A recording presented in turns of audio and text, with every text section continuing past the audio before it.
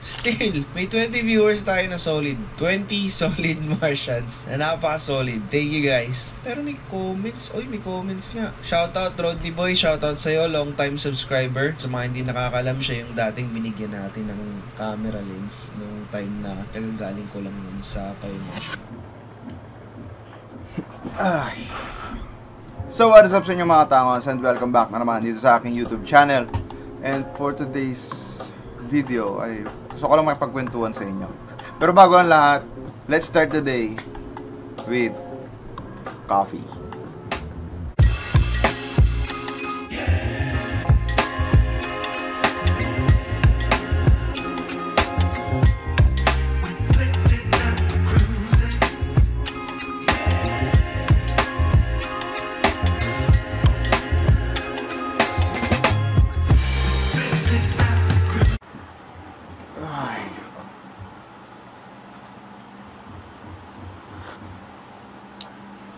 So yun mga katangos, no?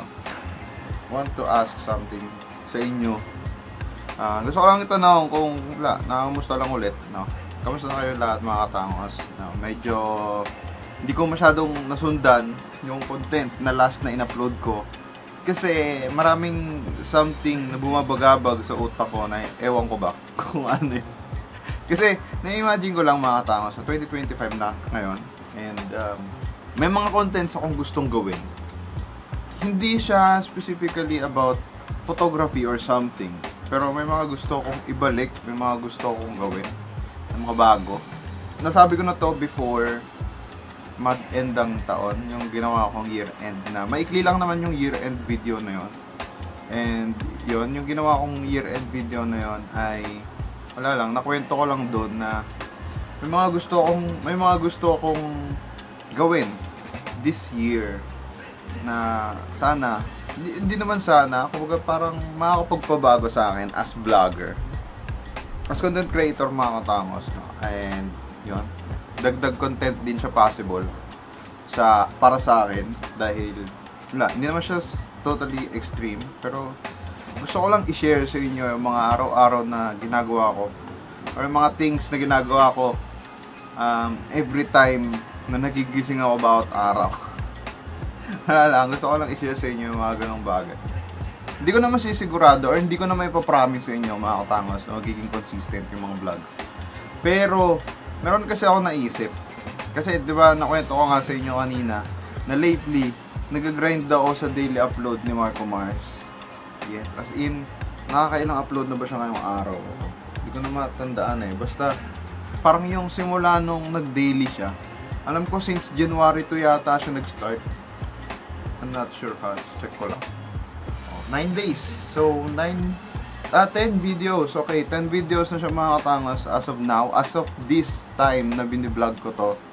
Eh, nakaka 10 videos na siya. Wala lang, naisip ko lang na hindi ako sa nainggit or something. No? Parang naisip ko lang na gusto ko mag-grow sa vlogging mga katangos. Hindi ko man siya pinagkakakitaan or something. Wala man ako nakikita sa pag-vlog or something. Pagka parang ine-enjoy ko lang yung mga bawat araw, bawat oras na nagsishare ako sa inyo ng mga something about sa akin, about sa mga gawain ko bawat araw.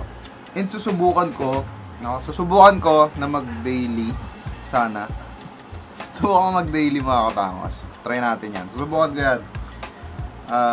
Basta, hindi ko alam kung paano magiging habit ko bawat araw na daily upload. Pero, yun nga. Sa napapanood ko kay Marco Mars kapag nagde-daily siya, meron siyang specific na oras kung kailan siya nag-upload. So, sige, bala na. Titingnan natin yan. Subukan natin yan. Basta, as of the moment na ma-upload ko tong video na to, ay sana, yun yung start ng daily. Ay, nako po. Well, anyways mga katangos, dapat mamaya ako mag-start mag-daily or something. Meron akong vlog kahapon na hindi ko mapakinabangan kasi walang audio.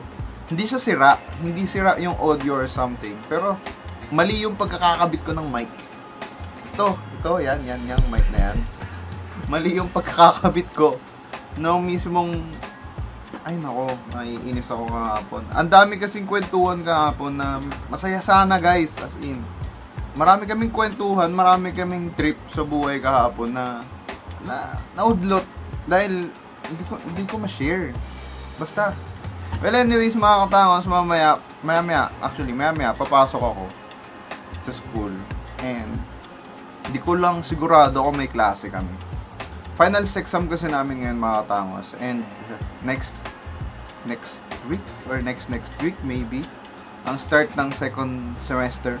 So hopefully pumasa. So yan nga mga katangos, no. Mamaya may pasok ako and subukan ko mag-vlog ulit. Yes.